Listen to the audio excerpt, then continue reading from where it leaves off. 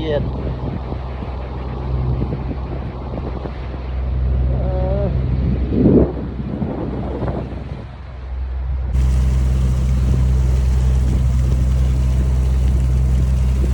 tập trung người ta đi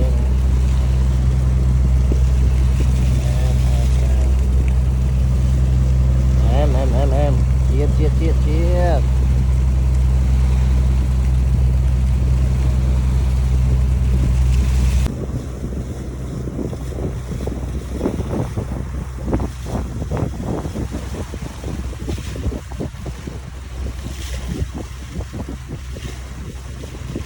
ô đi cho ơi làm ra thôi mất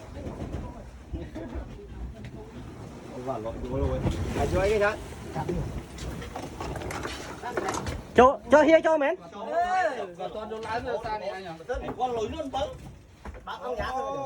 ai hay ô chỗ ơi chỗ ơi ô sầm nập cho anh châu đấy chỗ ơi ai cho con mai chăng anh châu chăng hả đấy mua là đáy cái trâu là bạn phải chót nè một tay đâu anh vậy đây tay bị pi nãy đi cắt đặt thợ rồi chỗ ơi mời hai thằng thằng phụ ai cha nó đang không ăn thôi chứ đấy cho mời lại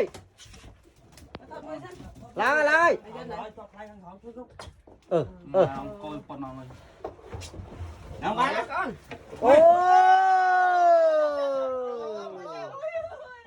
em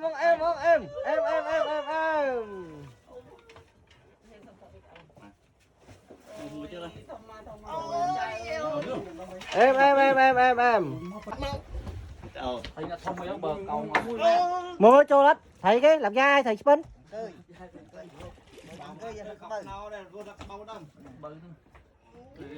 vừa thầy con chim cha chim của mình ồ muốn là nó đó bờ thấy thôi mán đi mai ở đâu nào không chân cha sao cuồng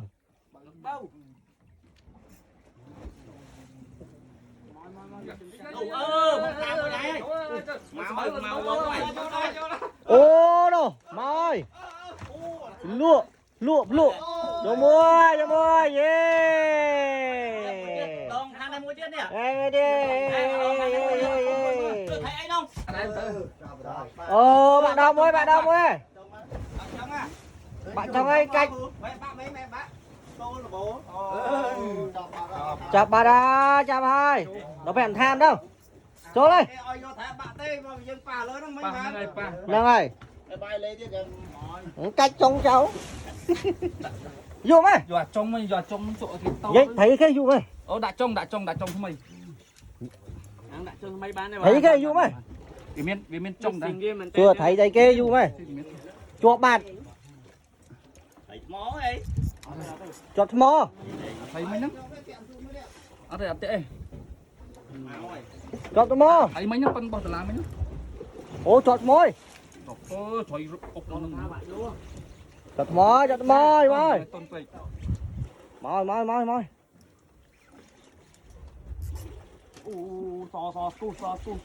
Mà. con bao giờ làm Khơi nữa. con slot Khơi nữa. Tiện đòn khói tao lấy mà trong ốc bây giờ slot Pi mến. ở tệ tiện đòn chụp quay nè, tiện đòn bon tao sai tao nè. chân mà thấy thùng Nè tới đây mà khơi mà.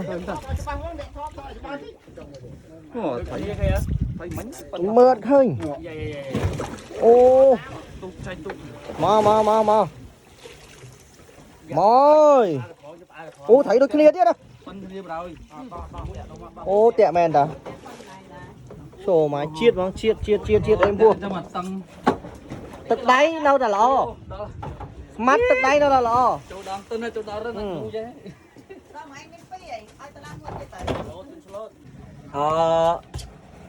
Mắt trôn muối.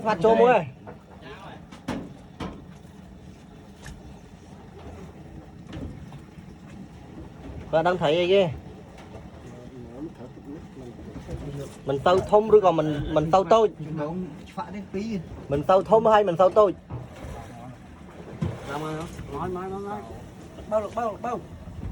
bao Mình tao thông hay còn mình tao tôi? bao coi thông Ôi, con ăn đi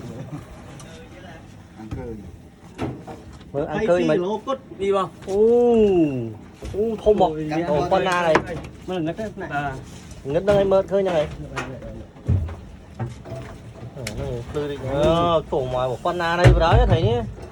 mở thằng ăn vô Là một con na này. Đây vào đó. tục lúc hú Bát. Phay lỗ chứ. thầy xây cắt dưa nữa đấy